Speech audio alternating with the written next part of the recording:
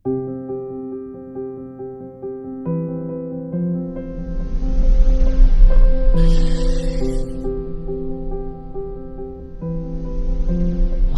nama aku Yan Hugen.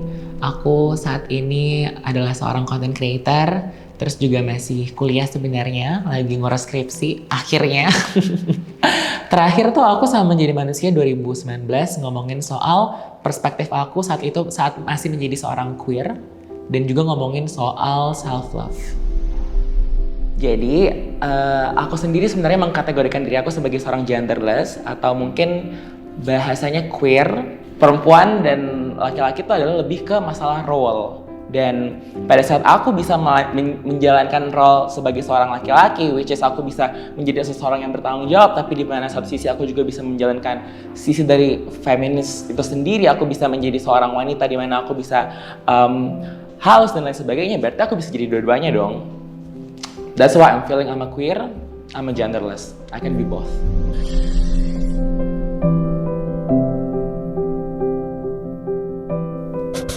2019 saat itu gue masih mengidentifikasi diri gue sebagai seorang non-binary ya. Karena mungkin saat itu juga gue masih pre-transition dan gue masih belum yakin apa sih gue ini sebenarnya. Cause on that time I don't feel like I am a man but I'm not a woman yet gitu.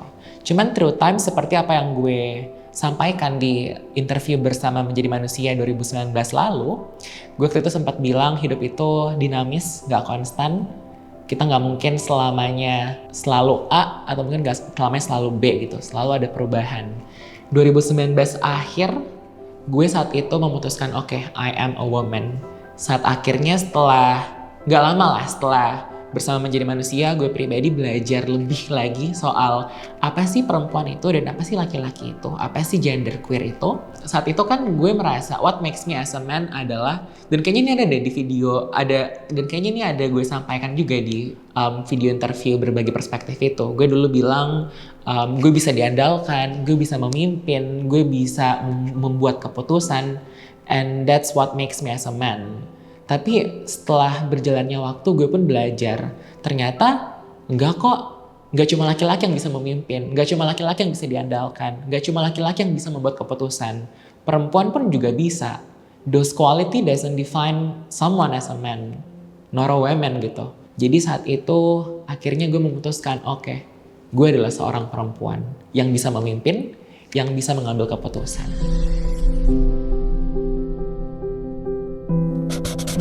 Tentunya yang gue selalu pegang ya, proses mencintai diri sendiri itu adalah sebuah perjalanan yang unending. Kalau kita pinjam istilahnya Menjadi Manusia, ya akan selalu ketemu koma, nggak pernah titik sampai akhirnya nanti kita mati. Begitupun juga dengan proses penerimaan diri gitu. Kita akan terus belajar setiap harinya sampai akhirnya nanti kita bisa selesai belajar pas kita udah mati gitu, pas kita udah meninggal. Tentunya seneng ya.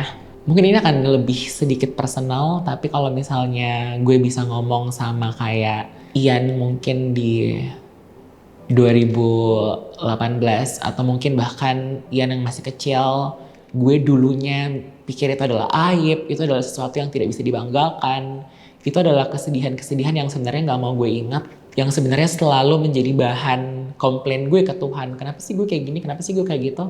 Ternyata saat gue memberanikan diri untuk menerima diri gue dan memutuskan untuk membagikan cerita itu, ternyata apa yang gue anggap sampah dulu tuh ternyata bisa berguna untuk banyak orang.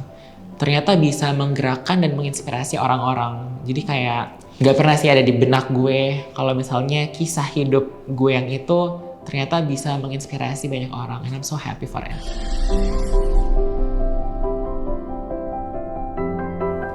Tentunya reach out pernah, dan ini juga udah pernah gue obrolin sama Raka bahkan. Reach out dalam positive way dan negative way. Positive way pastinya sampai sekarang juga masih banyak ya.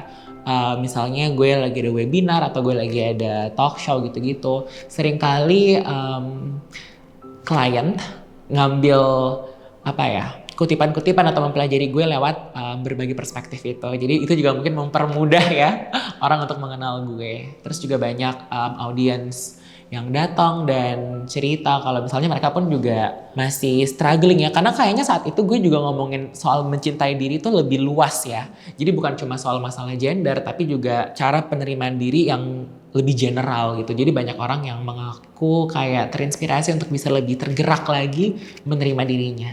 Tapi kalau kita ngomongin soal negatif juga pasti pernah lah. Gue pernah pas video itu sebenarnya baru-baru awal keluar gitu, ada yang reach out gue terus kayak ngancem, tanya gue tuh pengaruh buruk untuk generasi yang akan datang. Kalau misalnya video itu nggak di take out, gue nggak minta. Jadi dia itu minta gue hubungin tim Menjadi Manusia untuk nge-take down video itu karena dia ngerasa video itu tuh kayak influence yang buruk. Kalau enggak, katanya gue mau disamperin gitu-gitu gitu. Jadi seru sih, banyak drama ya.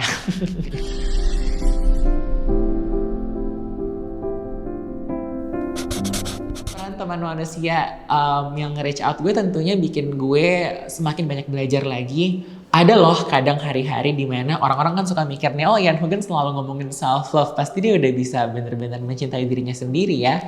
Enggak kok, kadang juga ada hari dimana gue kayak, kok gue kayak gini sih, kok gue kayak gitu sih. Ngomongin self-love tuh panjang banget, karena kadang kita nggak suka sama diri kita dari sisi appearance, penampilan.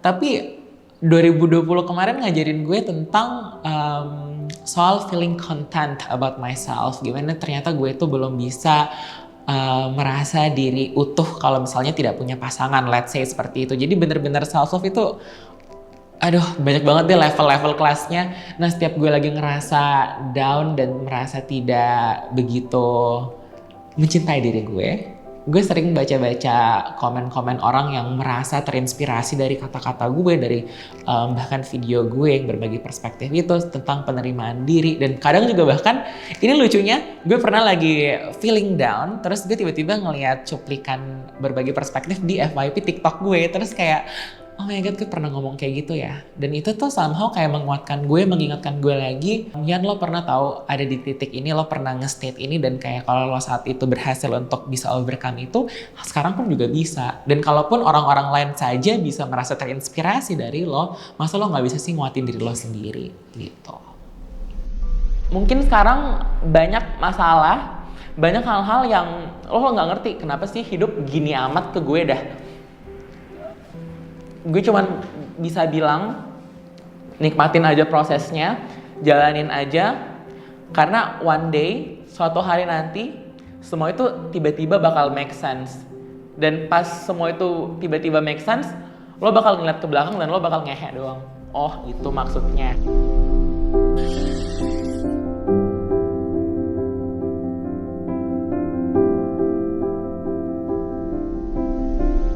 Seru banget, kan gue deg-degan deh. Jadi bener-bener akan ada. Nggak pernah berhenti ngomong terima kasih banyak udah mau mendengarkan ceritaku. People like you are the reason why I keep on doing this until today.